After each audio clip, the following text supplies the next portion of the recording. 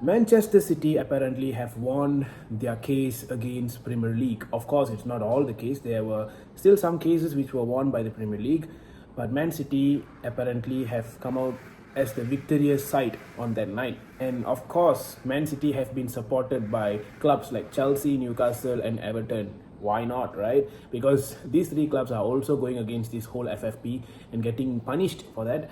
So probably that's why. But clubs like Manchester United, Liverpool, Brighton, and all are supporting the Premier League because everyone has their own agenda. Everyone has their own reasons for why they support each. But then now with this win that Man City has, it clearly shows that that's it, right? In the world of football, players can go with high wages to Man City, to Newcastle because they have rich owners, and then they can keep buying players, and they will not be punished for anything. They can keep winning the title. Newcastle were not doing such these past 2 seasons, even though they have one of those filthy rich owners. The reason is because of this whole FFP thing.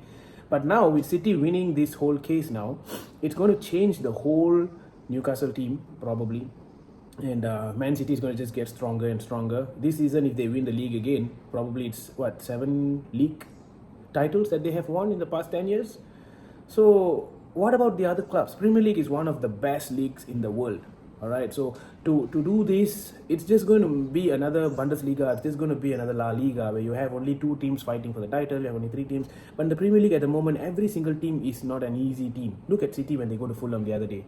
It was not easy. So with this rule coming up, I don't know, with them winning the case, it's going to be opening a lot of doors for clubs like Chelsea, Everton, Newcastle because of their owners, and they can start buying players in, they can start giving them filthy rich wages, getting high sponsors, a lot of money going there and here, while the other clubs who have not much owners, they are done.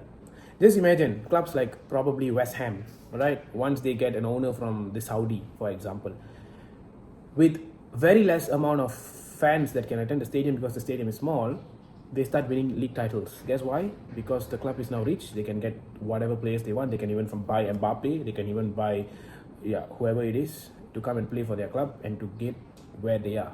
So that's what I'm trying to say. Right? The rich gets richer while the middle clubs or the poor ones, they just go missing.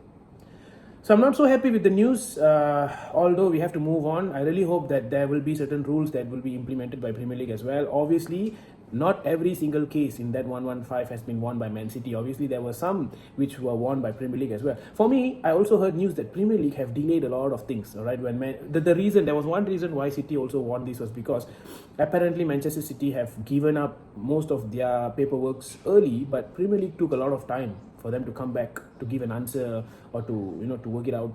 So that's also another reason why they have been behind in this. But I don't know, man. I don't know what's going to happen.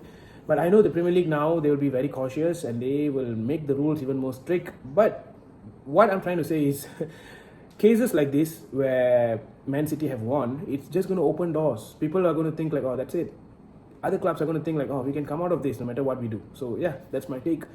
So what do you guys think?